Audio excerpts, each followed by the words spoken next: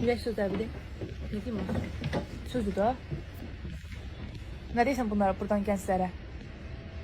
Koreyalı bəyi tövsiyə edirsən? Ben bəyi tövsiyə eləmirəm. Donurum. Bu bəy. Bəyin atası.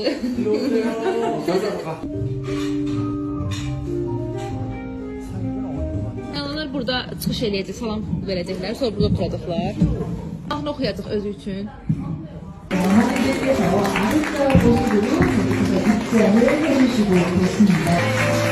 어머니께서는 사진포즈를 향해 서주시기 바랍니다. 네, 오늘 여러분 박수 부탁드리겠습니다. 사랑을 눈물이 흘러도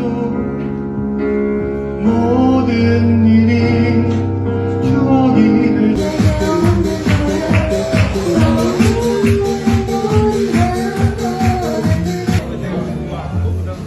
Mama acıb, yemək gözləyir.